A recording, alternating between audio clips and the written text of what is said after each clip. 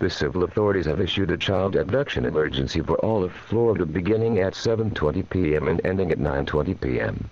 A Florida Amber Alert has been issued for Barbara Zdanska, a white female, 14 years old, 5 feet 5 inches tall, 136 pounds, blonde hair and blue eyes, last seen in the area of the 100th block of Boynton Boulevard in Daytona Beach, Florida, who was last seen wearing a black Adidas sweatshirt with white stripes on the sleeves and black jean shorts.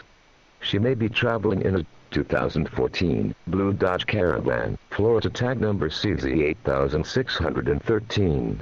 The vehicle has a butterfly sticker in the top right rear window and a University of Florida egg sticker in the top left rear window.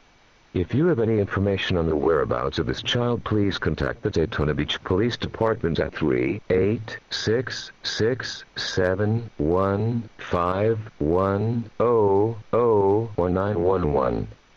Pound Flimber.